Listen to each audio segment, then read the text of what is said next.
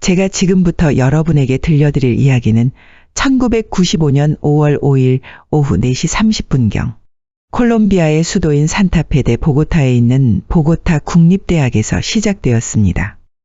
저는 치과 의사입니다. 하루 종일 비가 내렸던 그날 금요일 같은 치과 의사인 제 조카와 함께 저는 논문을 쓰고 있었습니다. 그러던 중 제 남편과 함께 우리는 필요한 책 몇 권을 가지러 치의학과 쪽으로 걸어가고 있었습니다. 저는 조카와 함께 작은 우산을 쓰고서 무릉덩이를 피해 이쪽 저쪽으로 걸음을 옮기며 걸어가고 있었습니다.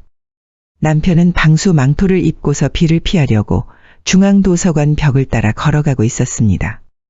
그런데 조카와 제가 미처 알아차리지 못한 채 나무들이 양쪽으로 늘어선 길로 접어든 순간에 좀 큰 무릉덩이를 뛰어넘으려고 하는 그 찰나에 우리는 벼락을 맞았습니다. 순식간에 우리를 숫덩이로 만들 만큼 강한 번개였습니다. 조카는 즉사했습니다. 사랑하는 조카는 외관상으로는 멀쩡했지만 등 뒤에 벼락을 맞아서 몸 내부가 완전히 타버렸던 것입니다. 매우 젊은 나이였지만 그는 모든 일에 있어 하느님께 온전히 의지하던 신앙인이었으며 특히 아기 예수님께 대한 신심이 매우 컸었습니다. 그는 석영 크리스탈로 만든 메달을 항상 목에 걸고 있었는데 법의학 전문의의 소견으로는 그 석영이 그 같은 치명적인 결과를 가져왔다고 했습니다. 번개의 고압 전류가 석영을 통해 그의 심장을 관통하면서 왕성하게 활동하던 심장을 정지시키고 그의 내부기관을 모조리 태워버린 후 발을 통해 몸 밖으로 흘러나갔던 것입니다. 심폐소생 시도는 아무런 소용이 없었습니다. 그런데도 외관상으로는 아무런 흔적이 없었습니다. 제 경우는 벼락이 팔 위쪽에서 들어와 몸 전체를 태워버렸는데 겉으로 보기도 그랬지만 몸의 내부도 끔찍한 상태였습니다. 지금 여러분이 보는 제 몸은 하느님의 자비 덕분에 다시 재생된 것입니다. 선하시고 무엇보다도 우리를 사랑하시는 하느님의 자비가 이 몸을 통해 드러난 것입니다. 제 몸의 살 전부는 엄청난 벼락으로 인해 수처럼 타버렸습니다. 두 젖꼭지는 사라져버렸고 특히 왼쪽 가슴에는 큰 구멍이 생겼습니다. 몸의 살이라곤 찾아볼 수 없었고 입술, 복부, 하체뿐만 아니라 발도 완전히 타버렸으며 번개는 제 몸의 안과 밖을 시꺼멓게 태운 뒤 오른발을 통해 빠져나갔습니다. 간과 신장도 심하게 타버렸고 허파와 난소 역시 마찬가지였습니다. 저는 피임을 위해 루프를 사용하고 있었습니다. 그것은 구리로 만든 것인데 구리는 참 좋은 전도체입니다. 그렇기에 아마도 제 난소 두 쪽이 그렇게도 심하게 타버렸을 것입니다. 얼마나 심하게 탔는지 마치 말라비틀어진 포도알 마냥 작고 새까맣게 되어 있었습니다. 벼락이 제 몸에 닿은 즉시 저는 심장마비 상태에 빠졌고 사실상 죽은 목숨이었습니다. 벼락으로 인한 전기 충격 때문에 몸은 움츠려든 채 심하게 떨고 있습니다. 땅이 젖어 있었는데도 여전히 전기가 흐르고 있었습니다. 그렇기에 바로 그 순간에는 아무도 저를 도울 수가 없었습니다. 제 몸뚱이를 만지는 것이 한참 동안 불가능했습니다. 심한 부상과 화상을 당한 것은 물론이요 심장 활동이 정지되어 있었고 더욱이 제 몸과 주변 바닥에는 전기가 흐르고 있었습니다. 그래서 사람들이 저를 도울 수 없어 시간이 지체됨으로써 생명이 매우 위중했습니다. 그런데 우리 주 하느님께서는 그때부터 특별한 방식으로 당신의 크나큰 선하심과 무한한 자비를 드러내시고 증명하셨습니다. 그분은 우리 모두를 당신의 성심으로 감싸시고 우리 한 사람이 당신께로 돌아오도록 늘 새로운 방법으로 초대하고 계시는 분입니다. 제 몸으로 입증할 수 있는 개별적인 3가지 상태를 통해 하느님의 이 기적을 여러분에게 보여주고 싶습니다. 첫 번째는 심장 정지 상태인데 이것은 뇌 기능 유지에 중요한 산소 공급 부족을 야기하여 뇌에 치명적인 손상을 남기게 됩니다. 심장 정지에 관한 전문의의 소견은 이렇습니다. 즉각적인 심폐소생 조치만으로 생명을 구할 수 있지만 심장 정지가 된 지 3분이 지나면 뇌의 산소 부족을 가져와 돌이킬 수 없는 손상을 야기한다. 지금까지 급성 심장 정지 환자들의 경우 생명을 건지거나 큰 정신적 장애 없이 살아나는 기회는 극도로 미미하다. 이 사실에 비춰볼 때 제 심장은 장시간 정지 상태에 있은 후에야 비로소 인공 심폐기에 연결될 수밖에 없었는데도 지금 여러분이 보는 바와 같이 혼수 상태로 있다가 깨어난 후에도 뇌에 전혀 손상이 없었습니다. 그 당시 보고타 병원의 여러 의사들은 같은 병원의 의사로 일하던 제 여동생에게 인공 심폐기를 제 장기에 계속 연결해 두는 것은 무의미한 일이라고 하며 즉각 제거해야 한다고 단정하면서 동생이 결정을 내리도록 설득하려 했습니다. 그들로서는 최선의 조치였음에도 불구하고 제 여동생은 완강하게 버티면서 병원의 온갖 영향력을 다 행사하여 언니인 제 몸에 계속해서 그 기계를 연결해 놓도록 했습니다. 따라서 이것은 의학적으로는 도저히 설명될 수 없는 위대한 기적입니다. 심장과 마찬가지로 수처럼 되어버린 제 신장과 허파가 다시 기능을 회복한 것도 기적입니다. 의사들은 제게 혈액투석을 하지 않았습니다. 왜냐하면 제 신장이 더 이상 기능하지 않을 것으로 여겼기 때문입니다. 더 이상 인공적으로 신장 기능을 대체할 필요가 없다는 것이 그들의 소견이었습니다. 즉 다시 살아날 가능성이 없다는 것이었습니다. 하지만 그들의 의학적 판단에도 불구하고 검게 타버렸던 제 신장은 다시 제 기능을 발휘하기 시작했습니다. 마찬가지로 피부가 재생된 사실도 큰 기적이 아닐 수 없습니다. 새까맣게 타버린 피부를 몸에서 뜯어내고 제대로 벗겨낸 후에 제 몸은 완전히 열상천지였습니다. 그야말로 생살 그대로였습니다. 그로 인한 고통을 어떻게 표현할 수 있겠습니까? 마치 불에서 구운 것처럼 타버렸습니다. 숨을 쉴 때마다 안팎으로 타들어가듯 아팠습니다. 모든 부위가 다 아팠지만 발 아래쪽으로는 아무런 감각이 없었습니다. 의사들이 피부를 소독할 때면 이루 말할 수 없이 고통스러웠지만 발은 아무런 느낌도 감각도 없었습니다. 발은 마치 순막대기 같았습니다. 완전히 새까맣게 되어 있었습니다. 한 달 후 의사들이 제게 와서 이렇게 말했습니다. 글로리아, 하느님께서 당신에게 하신 기적은 너무 엄청나서 믿을 수가 없어요. 거의 모든 피부가 재생되었습니다. 정말 놀랍습니다. 지금 여기 생성된 것은 얇은 피부막이고 그 사이사이에 생살인 부분이 여전히 많아요. 하지만 연한 피부가 생성된 부위로 볼 때 곧 몸 전체가 다시 피부 보호막으로 덮일 것이란 희망을 가질 수 있겠습니다. 하지만 다리가 염려됩니다. 이 부분은 우리가 더 이상 할 수 있는 것이 없습니다. 유감스럽지만 발을 절단해야겠습니다.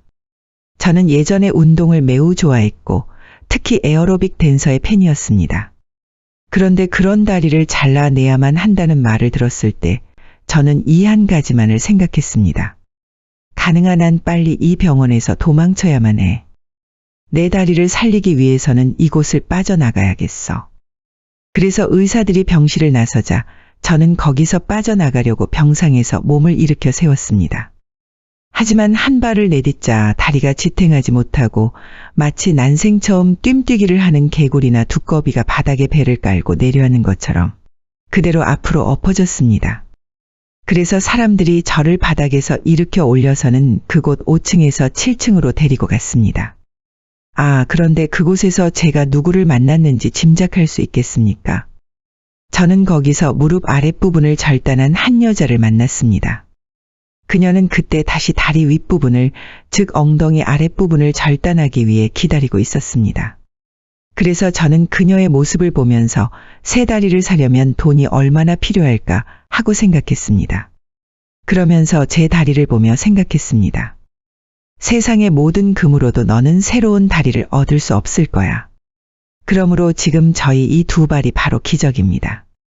제 다리를 절단해야겠다는 말을 들었을 때 저는 어떻게 말로는 형언할 수 없는 슬픔에 빠졌고 그와 동시에 제가 그때껏 살아오면서 주님께 제 다리의 기적에 대해 단 한 번도 감사한 적이 없었다는 생각이 처음으로 들었습니다. 감사하기는커녕 뚱뚱해지지 않으려고 체중이 늘어나는 것을 막으려고 다리를 비롯해 저의 온몸을 얼마나 괴롭혔던가요. 어리석게도 남들 눈에 날씬하게 보이려고 날씬한 다리를 가지려고 자주 굶었으며 다이어트와 기타 요법을 위해 돈을 잔뜩 썼습니다. 정말 많은 돈을 썼습니다. 그런데 이제는 근육은 찾아볼 수 없고 깡마르고 새까맣고 양쪽 모두 구멍이 숭숭 난 발을 보게 되다니. 그러면서도 지금 난 주님께 이 엉망진창이 된 다리를 감사하고 있구나 라는 생각이 들었습니다. 그 순간 갑자기 저희 두 다리가 아주 귀하게 여겨졌습니다. 다리를 볼 수 있다는 것이 중요한 게 아니라 그 기능이 중요하게 다가왔습니다. 기능을 되찾는 것만이 중요하게 여겨졌습니다. 그리고 그것에 대해 저는 주님께 감사드렸습니다. 그리고 사랑하는 주님께 이처럼 말씀드렸습니다. 주님, 이 두 번째 기회를 제게 주셔서 감사합니다. 감사합니다. 정말 받을 자격이 없는 제게 이 기회를 주셔서 정말 감사합니다. 하지만 사랑하는 주님, 제게 한 가지 은혜를 베풀어 주시길 진심으로 청합니다.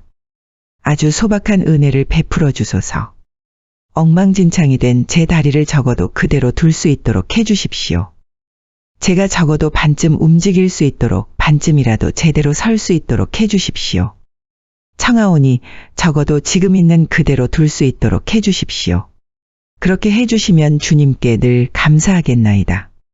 그리고 갑자기 제 발의 감각을 느끼기 시작했습니다. 금요일이었습니다.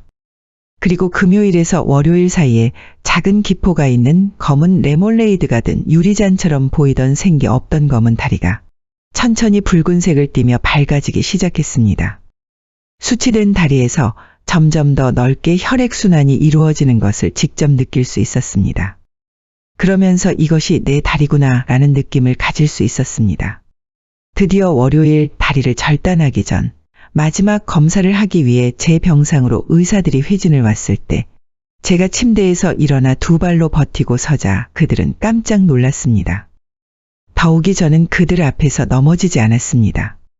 의사들은 저를 검사하며 계속해서 제 발을 만져보더니 도저히 믿을 수 없다는 표정이었고 자기들의 눈을 의심했습니다. 저는 그들에게 제 다리로 할 수 있는 동작들을 보여주었습니다. 하지만 다리에 말할 수 없을 만큼 심한 통증이 있었습니다. 그럼에도 그 순간 발에 그토록 큰 통증을 느낄 수 있다는 사실 자체가 너무 행복했습니다. 다리가 제 몸의 한 부분으로 다시 돌아온 것이었습니다. 이 모든 것이 의학적으로는 설명될 수 없는 방식으로 일어났으며 그러기에 의사들은 그저 놀랄 뿐이었습니다. 병원 7층의 의료과장도 제게 이렇게 말했습니다. 글로리아, 제가 의사로 일한 지 38년째인데 이렇게 큰 기적을 본 것은 처음입니다. 주님 안에 사랑하는 형제 자매님들, 저의 이 두 다리와 발을 확인해 보십시오. 다시 살아난 저희 두 발을 보십시오. 자만심이나 허영이 아니라 하느님께 영광을 드리기 위해 여기 여러분 앞에서 제 다리를 뽐내며 걸어보겠습니다. 살아계시는 주 하느님의 위대한 업적, 우리에 대한 하느님의 끝없는 사랑과 전능을 증명해 보이기 위해서 걸어보겠습니다. 주님께서 제게 하신 또 다른 큰 기적은 다음과 같습니다. 사고 후 제 유방은 사라지고 없었습니다. 상상해 보십시오. 저는 허영심이 많은 여자였기에 평소에 그것을 매우 자랑하며 다녔습니다.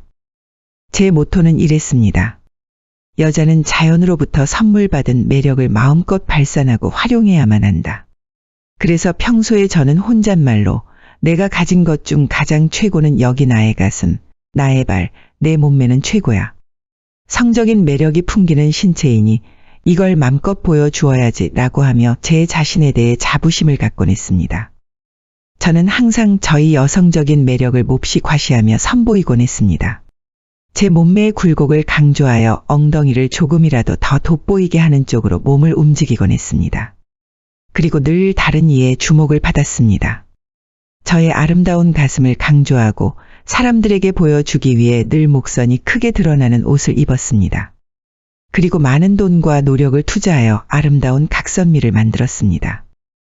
그런데 여러분이 지금 보다시피 바로 그 허영심을 지탱해 주던 중요한 것들이 거의 타버린 것입니다. 그 모든 것이 수처럼 검게 되어 이제는 전혀 호감을 주지 못하게 되어버렸습니다. 이제 하느님께서 제게 이루신 놀라운 업적에 대해 계속 이야기하겠습니다. 어느 날 저는 사고 전에 저희 신체 활동과 경과를 늘 관리하던 의사에게 갔었습니다. 그는 자신의 몸매를 위해 굶고 몸매 때문에 약이나 마약 등을 들이마시며 인위적인 온갖 훈련과 시술로 몸매를 가꾸는 여자들을 보는데 익숙한 의사입니다. 그는 갑자기 반쯤 화상을 입고 엉망진창이 된 제 몸을 보고는 자신의 눈을 믿을 수 없어 했습니다. 그는 CT를 비롯한 최신 기기 그리고 방사능 기기를 동원하여 의학적으로 가능한 검사를 모두 다 했습니다. 검사 후 그가 제게 말했습니다.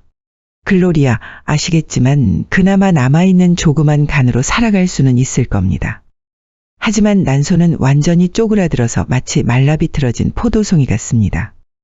따라서 이제 결코 아이를 낳을 수는 없습니다. 이 말을 들으면서 저는 속으로 생각했습니다. 주님, 감사합니다. 주님께서는 이런 방식으로 가족 계획에 관한 고민을 없애주셨네요. 자연스런 방식으로 불임이 되었으니. 하느님, 이렇게 해주셔서 감사합니다. 주님께 영광을 돌립니다. 주님, 정말 감사합니다. 저는 지금 행복합니다. 적어도 걱정거리 하나가 줄었으니까요. 하지만 그로부터 1년 반쯤 지났을 무렵, 한때 유방이 있던 자리였지만 그때는 젖꼭지 부위가 피부로 뒤덮여 있던 그 자리가 갑자기 당기고 가렵기 시작했습니다. 그리고 피부가 당기면서 팽창하기 시작하더니 통증이 느껴졌습니다. 어느 순간부터는 다시 젖가슴 형태가 나타나더니 점차 자라기 시작했습니다. 갑자기 유방이 다시 생겨나니 정말 신기했고 도저히 이해할 수 없었습니다. 다 무너져 버렸던 젖가슴이 다시 생겨나게 된 까닭이 무엇이었는지 짐작이라도 할 수 있겠습니까? 제가 임신했기 때문입니다.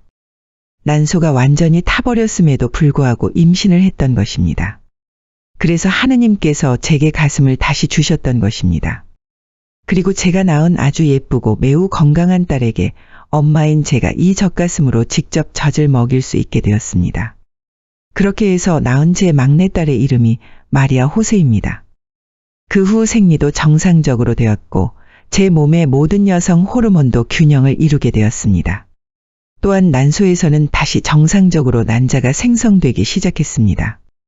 이 모든 것이 하느님께서 제 몸 안에서 이루셨던 기적들이며 저는 지금 그 기적들을 증언하고 있습니다. 저의 이야기는 콜롬비아로부터 시작합니다. 저는 콜롬비아의 가톨릭 가정에서 태어났으나 아주 어린 나이인 14세에 가톨릭 신앙으로부터 멀어졌습니다. 그 당시 60년대에 유행하던 온갖 새로운 움직임을 받아들이면서 완전히 이교도나 다름없이 살며 모든 종류의 뉴에이지 사상을 받아들였고 실제로 그리스도교를 핍박하기 시작했습니다. 저는 20세에 결혼을 하면서 독일로 이주하여 배우와 작곡가가 되기 위해 함부르크 대학에 다녔습니다. 6년 후에는 미국 캘리포니아로 이주하여 엔터테인먼트 분야에서 일을 하며 TV나 영화 배우로서 활동하다가 후에 뉴욕에 있는 소니 음반사와 전속 계약을 하면서는 전 세계를 다니며 콘서트를 기획하고 음반을 출시하였습니다. 당시 저는 계속 돈과 명예, 향락 등을 추구하며 자기중심적인 삶을 살면서 미신, 주술, 별점과 같은 여러분이 알만한 모든 것들, 가톨릭 언어로 말하자면 온갖 어두움의 영과 관련된 뉴에이지 사상들을 끊임없이 행하며 하느님으로부터 완전히 멀어진 삶을 살았습니다.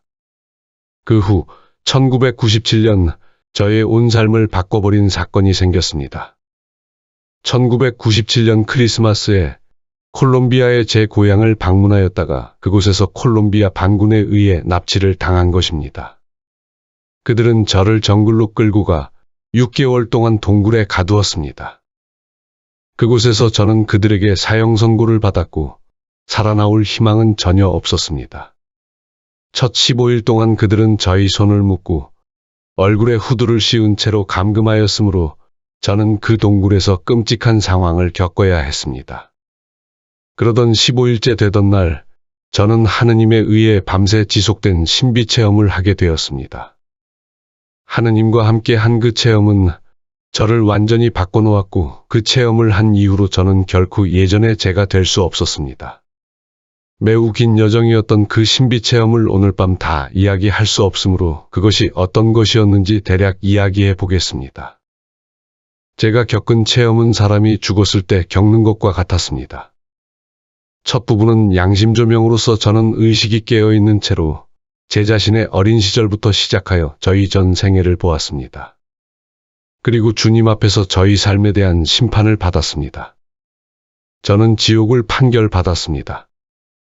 주님께서는 저로 하여금 지옥을 체험하게 하셨고 그 다음 자비를 입은 상태인 연옥을 겪게 하셨습니다.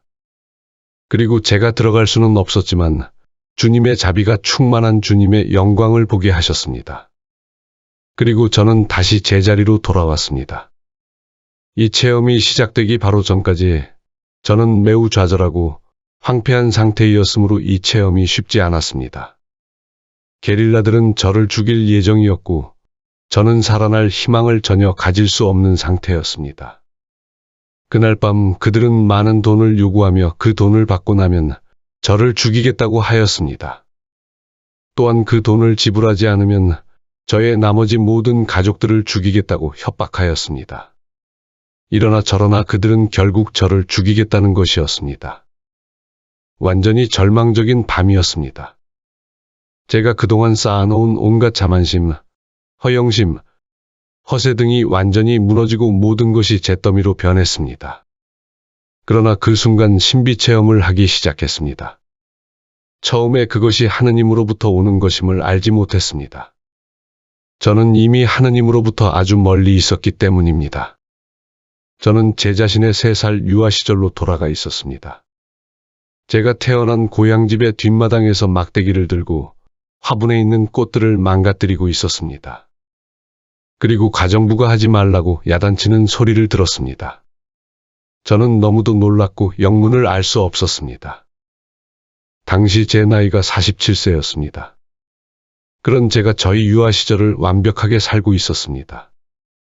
저는 깨어있는 상태였고 동굴에 있다는 것을 인식하고 있었는데도 동시에 유아 시절에 저로 완벽하게 살아 있었습니다. 마치 평행선상의 두 현실을 살고 있는 듯한 것이었습니다. 당연히 저는 놀라고 당황했습니다. 본능적으로 동굴을 나가고 싶었지만 그렇게 하면 밖에서 지키고 있는 게릴라들이 총을 쏠 것이라는 것을 알고 있었으므로 그럴 수도 없었습니다. 그런 방법으로 저는 전 생애를 현실과 같이 다시 살았습니다. 그 체험 중에 매우 고통스러운 과정이 있었습니다. 그것은 저희 죄로 인한 고통이었습니다. 저는 죄를 믿지 않았었습니다. 저의 어머니가 캘리포니아에 저를 방문하시면 저의 삶에 대해 많이 걱정하시며 저처럼 살다가 죽으면 심판을 받을 것이라고 말씀하시곤 했습니다. 그러면 저는 종교에 세뇌당했다고 놀리곤 했었지요. 그리고는 제가 알고 있는 모든 철학과 사상들을 떠벌렸습니다. 가여운 어머니는 평생 저를 위해 열심히 기도하셨습니다. 제가 납치를 당했을 때 저의 어머니는 그해 1년 전에 돌아가시고 안 계셨습니다. 그 체험을 통해 저는 저희 죄로 인한 고통의 과정을 겪어야 했습니다. 그것은 육체적인 고통이 아니라 영적인 고통입니다. 매우 깊은 고통으로서 여러분에게 결코 설명할 수 없습니다. 또한 저의 삶에서 행한 좋은 일들도 보았습니다. 그러나 좋은 일을 하는 부분에서는 고통이 없이 지나갔지만 죄를 짓는 순간을 볼 때는 마치 얼어붙은 것처럼 움직이지 않는 것 같았습니다. 그리고 그 각기 다른 죄로 인한 고통을 받았습니다. 더욱 신비한 일은 그 체험이 있고 나서 저는 어떤 비전 안에 있었습니다. 첫 번째 체험을 하게 되었을 때 저는 그 상황을 이해하기 위해 무언가 알아내려 노력했습니다. 혹시 저에게 열이 있는 건지, 독벌레들에게 물려 환상을 보는 것은 아닌지, 혹은 내가 미쳐가는 건지, 죽어가고 있는 건지. 그러나 그것은 제 생각을 넘어서는 일이었으므로 결국 그 상황에 자신을 맡길 수밖에 없었습니다. 두 번째 부분의 체험이 시작되었을 때 제 자신이 어떤 높은 산 위의 풀밭에 얼굴을 향하고 있었습니다. 그리고 완벽한 고요함의 상태로 들어갔습니다. 그것은 전에 결코 경험해보지 못한 완벽한 기쁨, 완벽한 평화, 완벽한 자유를 느끼게 했습니다.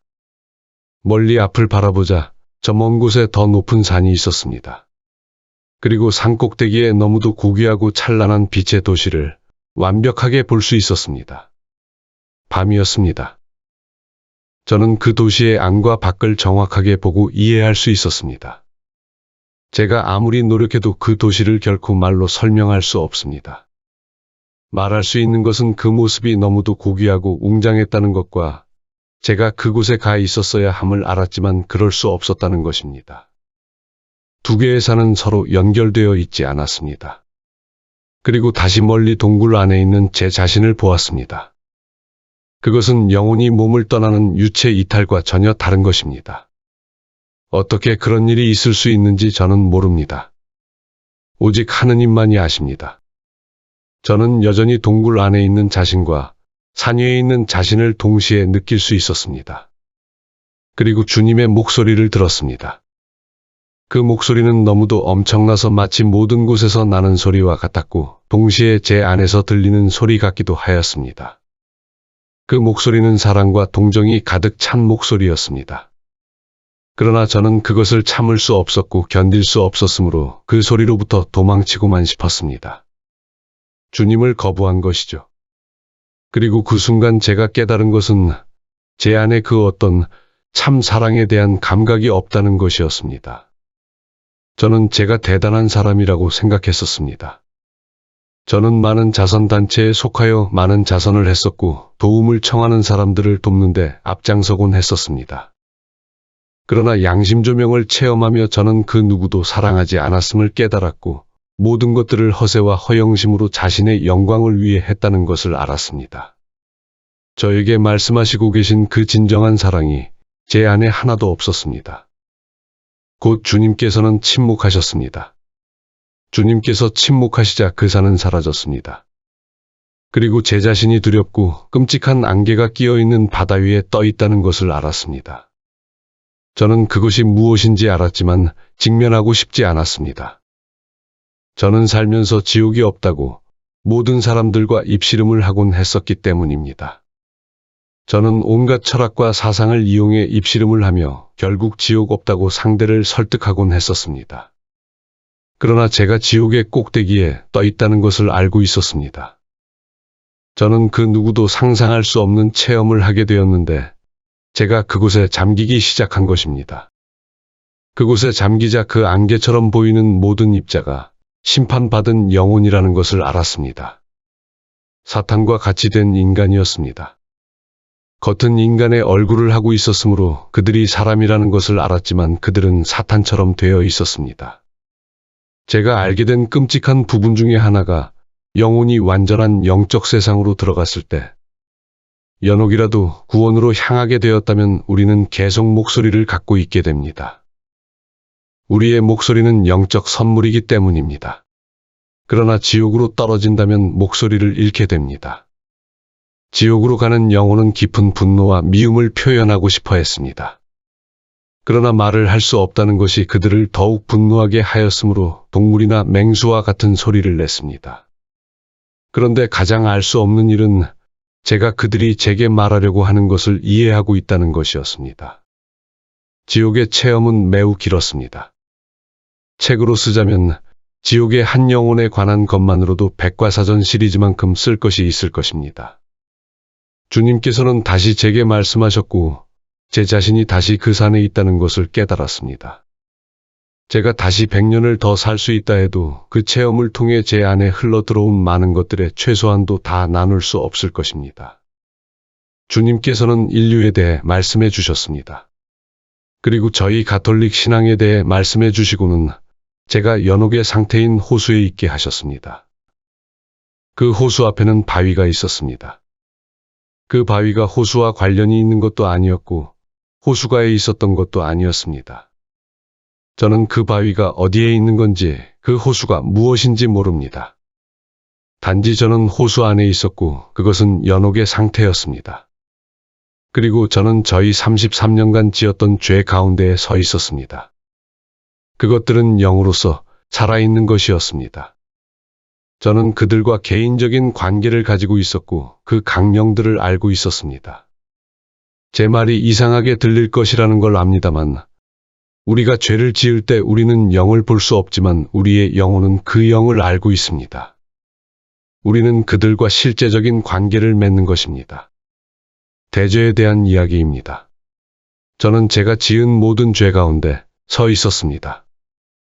그리고 주님께서는 저로 하여금 매우 고통스러운 체험을 할 기회를 주셨습니다. 그것은 죄의 모든 과정과 범위였습니다. 제가 호수에 있던 한 영을 볼 때마다 제가 그 죄를 지을 때의 유혹을 볼 수 있었습니다. 그리고 그 유혹에 제가 동의하는 것, 그리고 그의 결과로서 우리 가족과 다음 세대와 전 교회와 연옥 영혼에게 미치는 영향을 보았으므로 말할 수 없이 너무도 고통스러웠으며 그 누구도 그 고통을 표현할 수 없다고 생각합니다. 제가 말할 수 있는 것은 만일 여러분이 이 고통의 최소한이라도 알 수 있다면 평생 매일매일 연옥 영혼을 위해 기도하게 될 것이라는 겁니다. 또한 주님께서 말씀해 주신 영혼의 재정이라는 것도 있습니다. 연옥 영혼을 위해 기도를 쌓을 때마다 사실은 자신을 위해 기도를 쌓는 것과 같습니다. 만일 자신이 나중에 연옥을 가게 되었다면 자신이 쌓아놓은 그 기도로 인해 구원될 것이기 때문입니다. 몇 천배로 받게 될 것입니다. 그렇게 하느님은 자비로우시기 때문입니다. 그것이 바로 일종의 영혼의 재정라고 부르는 것입니다. 우리 모두는 한 몸이기 때문입니다. 승리의 교회, 고통의 교회, 그리고 우리 모두가 한 몸입니다. 우리 모두가 한 몸으로서 예수님이 오실 때까지 함께 영적 전쟁, 방어를 해야 하는 것입니다. 그때까지 천사, 성인, 고통받는 연옥 영혼, 우리 모두가 함께 싸우는 것입니다. 그 싸움은 지금 바로 살아있는 우리와 앞으로 태어나 살아갈 사람들을 위한 것입니다. 그 싸움은 실제로 일어나고 있습니다. 우리는 영적 세계를 볼 수 없고 들을 수 없으므로 쉽게 그것을 잊고 살지만 그것은 현실입니다.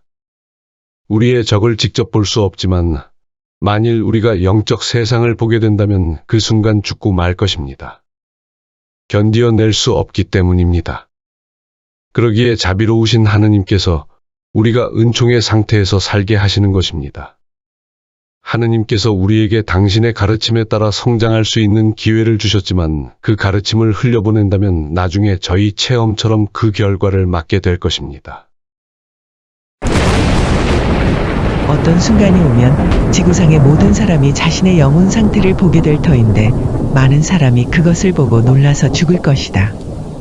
그것은 사람이 죽음의 과정에서 겪는 것과 같은 것으로 모든 사람에게 동시에 일어날 것이다.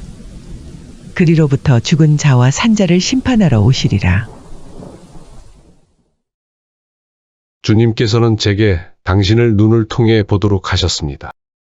가장 순결한 끝이 없는 경이로운 바다였습니다.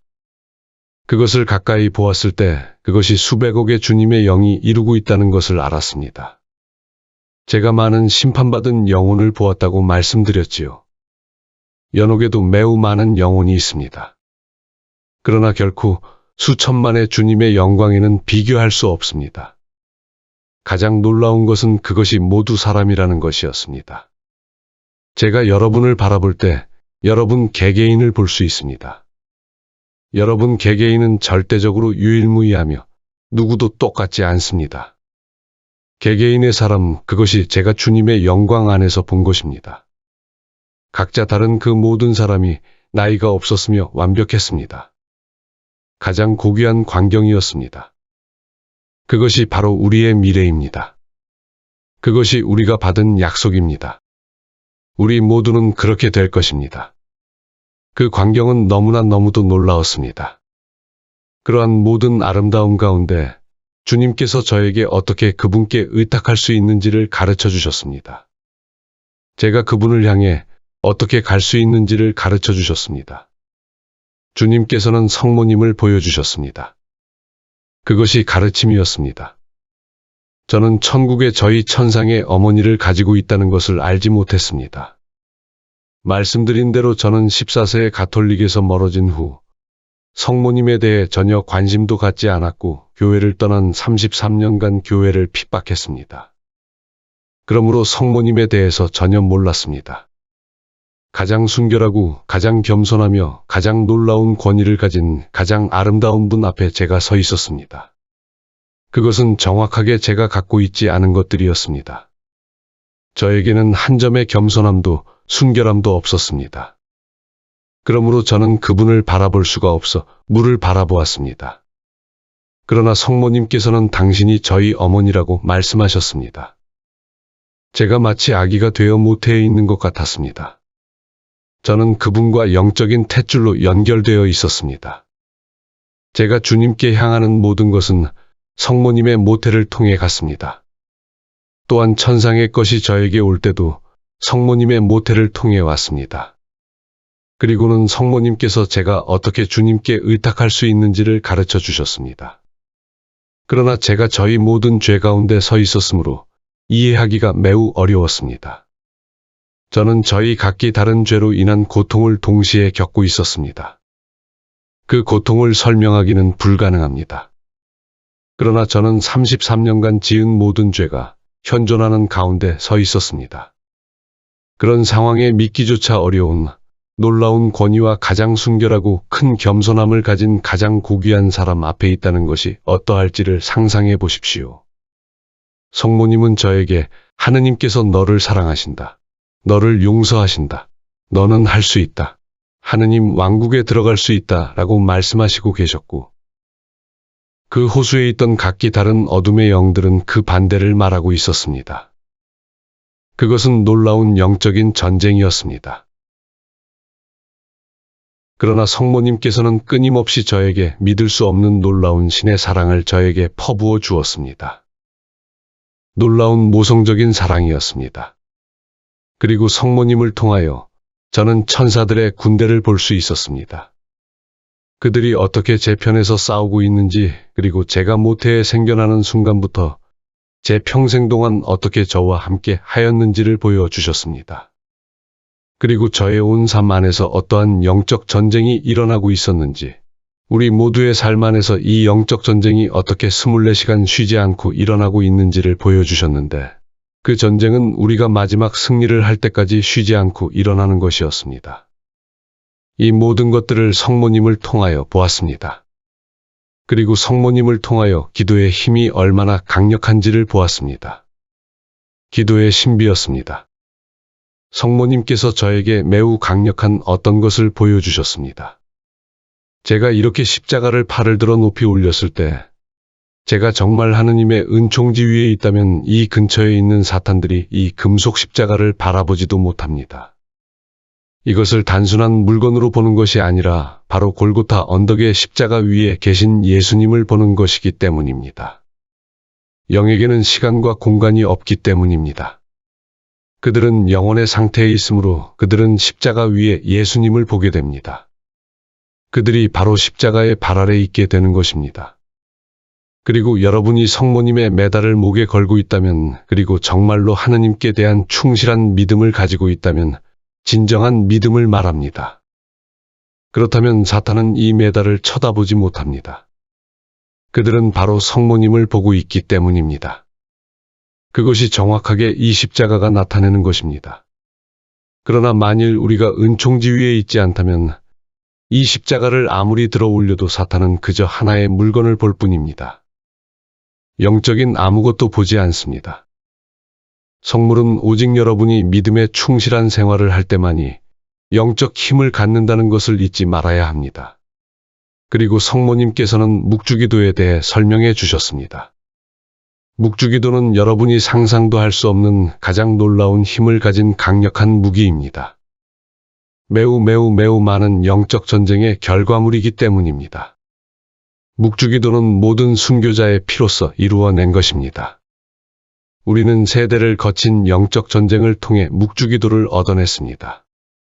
성모님께서는 우리가 묵주기도의 성모송을 기도할 때마다 우리가 정말로 기도하고 있는 그 의미를 이해하고 정말 하느님께 신실하고 은총지위에 있다면, 가브리엘 천사가 마리아께 나타난 그 수태고지를 기도하는 순간에 산만의 모든 주변에 있는 사탄들이 실제로 그 순간에 있게 되는 것이라고 하셨습니다. 각 성모송을 외울 때마다 말입니다. 사탄이 얼마나 그것을 참을 수 있을 것 같습니까? 그들은 도망치고 말 것입니다. 참을 수가 없기 때문입니다. 그러나 묵주기도를 의식도 하지 않고 마음으로 하지 않을 때, 혹은 은총지위에 있지 않을 때는 아무런 일도 일어나지 않습니다. 그럴 때 사탄은 기도하고 있는 내용을 보지 못하기 때문입니다. 그러나 여러분이 마음을 다해 기도한다면, 자신이 무엇을 기도하는지 이해하고 믿는다면, 그것이 무슨 의미인지, 무엇인지를 안다면, 사탄도 여러분이 이해하는 것을 이해하고, 여러분이 보는 것을 보고, 여러분이 알고 있는 것을 알게 되므로 여러분은 사탄을 없애버릴 수 있는 것입니다. 예수님의 육화, 바로 그것이 지옥의 가장 큰 고문이기 때문입니다. 사탄에게 예수님의 육화만큼 끔찍한 악몽은 없습니다. 사탄들을 고문하고 싶다면 예수님의 육화를 상기시키십시오. 성모송을 시작하기만 해도 이미 지옥은 고문이 시작됩니다. 그렇다면 묵주기도를 모두 하였을 때 어떨지 상상해 보십시오. 여러분이 올바르게 기도했을 때 말입니다. 여러분이 각 신비를 기도할 때마다 어둠의 영을 바로 그 장소에 있게 하는 것입니다. 여러분이 마음을 다해 묵주기도를 할 때 세 번째, 네 번째 성모송만 하여도 이미 주변의 사탄들은 달아나고 없을 것입니다. 여러분이 악령이 들렸다거나 뭐 그런 게 아니라면요. 그것이 바로 성모님이 제게 보여주신 것이었습니다. 또한 성모님께서 십자가의 길에 놀라운 힘을 보여주셨습니다. 제가 했던 말을 이해하신다면 십자가의 길이 얼마나 힘이 있을지 상상해 보십시오. 동네를 다니며 십자가의 길을 해보십시오. 제가 이런 말을 했었습니다. 여러분이 정한 영적 방어 계획에 따라 예를 들어 매일 3시를 정한다든지 40일 동안 동네를 걸어가며 십자가의 길을 기도한다면 그것이 어디든지 그 지역을 가장 깨끗하게 하는 일이 될 것입니다. 또 여러분의 집을 깨끗하게 하고 싶다면 물론 여러분이 은총지위에 있어야 합니다.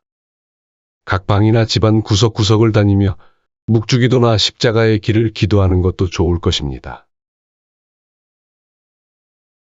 536. 자비의 어머니.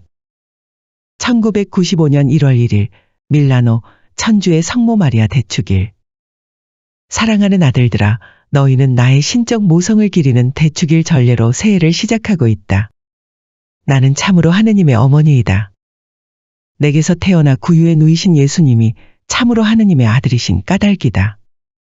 내 동정 모태에서 인성을 취하신 그분은 하느님 아버지와 본질이 같으신 영원한 말씀이요 아버지께서 주신 사랑의 선물이다. 하느님께서는 세상을 너무나 사랑하신 나머지 외아들을 내주셨으니 그분은 정령 하느님 자비의 표현인 것이다. 예수께서 내게서 탄생하신 것은 너희의 구원자로서 인류를 사탄의 종살이에서 해방시키시어 하느님의 생명과 사랑에 온전히 하나 되는 길로 돌아오게 하시려는 것이었다. 나는 자비의 어머니이다. 아버지의 자비로우신 사랑의 계시인 예수님을 너희에게 선물하는 것이 어머니인 나의 소임이니 하느님의 자비가 거룩하고 티 없는 내 모성의 길을 통해 너희에게 이르게 된 것이다. 하지만 나는 또한 너희의 어머니이다. 십자가 아래에서 내 아들 예수님의 뜻에 따라 그분이 구속하신 온 인류의 참된 어머니가 되었으니 말이다. 따라서 예수님의 신적 자비가 너희에게 이르려면 티 없는 내 성심의 모성적 길을 거치게 된다. 이런 이유로 내 티 없는 성심의 승리는 하느님의 자비가 세상에서 승리를 거두는 것과 때를 같이 하게 될 것이다. 나는 자비의 어머니이다. 천상 이슬인 하느님의 자비를 받아들이도록 인류를 준비시키는 것이 내게 맡겨진 임무이기 때문이다. 너희는 이미 주님의 새로운 오심 곧 재림을 너희에게 준비시키는 마지막 시기에 들어서 있다. 이 기간에 걸쳐 내가 너희에게 예언한 종말 사건들이 다 일어날 터인즉 가장 중대하고 어려운 때 더없이 고통스러운 유혈의 때가 아닐 수 없다. 그러므로 그 시기 동안 내 모성적 자비는 다음과 같은 활동을 통해 드러나게 될 것이다. 너희를 회개의 길로 곧 주님께 돌아오는 길로 이끄는 일. 그래서 나는 마음을 바꾸고 생활을 고칠 수 있는 은총을 너희에게 주고자 한다. 너희를 도와 죄의 속박에서 벗어나게 하고 정욕과 싸우며 악을 쳐 이기게 하여 너희 주 하느님과의 완전한 화해의 길로 너희를 인도하는 것이다. 그러한 화해는 하루속히 일반화되어야 할 필요가 있는데 그것은 다가올 대환난과 인류 전체의 정화에 너희를 대비시키려는 것이다. 너희가 힘있는 기도를 체험하도록 이끄는 일. 이를 위해서 너희는 내가 당부한 기도의 체나콜로를 어디서나 전파, 확장하기 바란다. 사제, 어린이, 젊은이 체나콜로 및 가정 체나콜로이다. 내 티 없는 성심이 이제는 새로운 영적 체나콜로가 되었다. 너희가 두 번째 성령 강림을 선물로 받으려면 모두 함께 이 안으로 들어오지 않으면 안 된다. 세상의 정화는 사랑의 성령의 역사를 통해서만 이루어지리니 그분께서는 하늘로부터 당신의 타오르는 불꽃을 쏟아 부으시어 땅의 모습을 새롭게 하실 것이다. 너희를 도와 대환난기를 살아내게 하는 일. 보편적 쇄신의 때가 임박해 있기에 일찍이 겪은 적 없는 고통이 너희를 기다리고 있는 것이다. 결국은 사탄이 패배하고 악의 세력이 꺾일 것이며 예수께서 너희 가운데 당신의 영광스러운 왕국을 세우시리라. 그리하여 새하늘과 새 땅이 이루어지리라. 그런데 내 모성애에 특별한 중개가 없다면 이제 너희 모두에게 닥칠 대환난의 고통을 너희는 도무지 견디지 못할 것이다. 나는 자비의 어머니이다. 더할 수 없이 큰 고통의 시기에 교회를 돕는 것이 내게 맡겨진 모성적 임무이다. 교회가 희생과 순교의 칼바리아를 올라가야 하기 때문이다. 성서에 예언된 대로 배교가 일반적인 사태가 되고 황폐를 부르는 혐오스러운 것을 세우려고 무법자가 교회 안으로 들어오게 될 때 나는 교회가 배반과 저버림의 십자가를 잘 지도록 도와주기 위해 내 자비의 활동을 전개할 작정이다. 나의 그 활동은 내 자녀들이 박해받고 감옥에 갇히고 고문당하며 순교하게 될 때 한층 더 강력하게 될 것이다. 그때 나는 내 티 없는 성심이 이미 오래전부터 아주 상세하게 세워둔 한 신비로운 계획에 따라 특별한 모양으로 그들에게 나 자신을 드러내겠다. 나는 자비의 어머니이다. 내 모든 자녀들은 이해부터 태양을 입은 여인의 표징이 실제로 이루어지는 것을 보게 되리라. 또한 나는 내 티 없는 성심의 빛과 자비의 능력을 온 세상에 부어주리라. 새해가 시작되는 이때 내가 모든 이에게 신뢰와 기도 안에서 살아가라고 당부하는 까닭이 거기에 있다. 두려워하지 마라. 내가 너희와 함께 있다. 그리고 특별한 모양으로 너희에게 나 자신을 나타내겠다. 정화를 위한 재난의 때 속으로 깊이 들어갈수록 너희는 자비로운 이 어머니의 현존을 그만큼 강력히 실감하게 될 것이다. 성부와 성자와 성령의 이름으로 너희 모두에게 축복을 보낸다.